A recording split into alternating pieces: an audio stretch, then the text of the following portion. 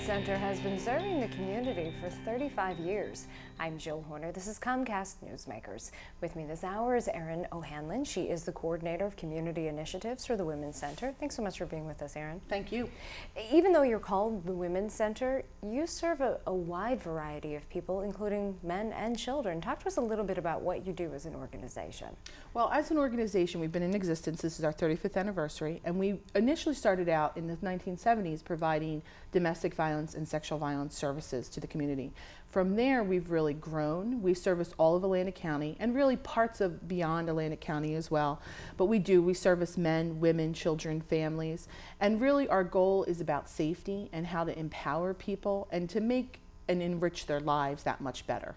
So let's get into some of the specifics of what you do. And you mentioned that you started as an organization to work with domestic violence and sexual violence services. Is that still a part of what you do today? Yes, that's really still the core cornerstone of what we do. We have a confidential shelter where people who are in an unhealthy relationship or are fearful can come 24 hours a day. We also provide advocacy in the community. So if someone has had some kind of inappropriate sexual contact or sexual assault, we accompany them to the hospital to be able to receive those services. We talk to them about what their legal rights are, what kind of options they have, and just support them through that whole process. And you mentioned the organization has grown and your programming has grown as well. Talk to us a little bit about childcare, because it can be a barrier for moms, dads, other caregivers to get back into the workplace, to accept a new job if they do find one. What happens to my kids? Can I find adequate, affordable daycare? Yeah, absolutely. I mean, we always say at the Women's Center that if my childcare doesn't work, neither do I.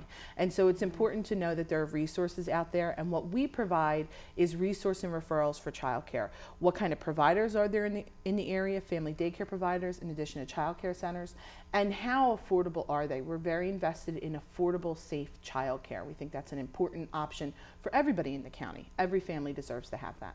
And that's one of the things that you work on as well. Talk to us a little bit about job readiness, because in this difficult economy, many people are forced to switch gears and think about new careers or get ready for an opportunity that may come down the line. How do you help people to be ready once those opportunities arise? Right. Well, we have a displaced homemaker program called the Home to Work program, and we also have, through United Way funding, local Atlantic County dollars at work, we have a program called the Self-Sufficiency Program, and those are both programs that can service men and women, and we try to help to find people jobs, get their resume, their cover letters squared away, and help people to kind of, if they're interested in education, we do educational advocacy with them as well, and be able to support them to change careers or to go back into the work environment. And how successful is this program? How does it help people make these transitions?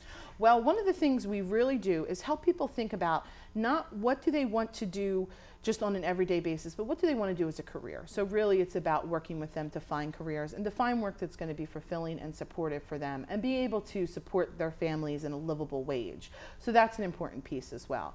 We take our time with people. We do a lot of training and education at the center, and so we try to work with people to find out what's going to work best for them. All of this work that you do takes the efforts of volunteers. Talk to us a little bit about some of the volunteer opportunities that are available. We've got a great group of volunteers at the Women's Center. We have people who come in and they volunteer as advocates. We train them specifically to work with victims and survivors.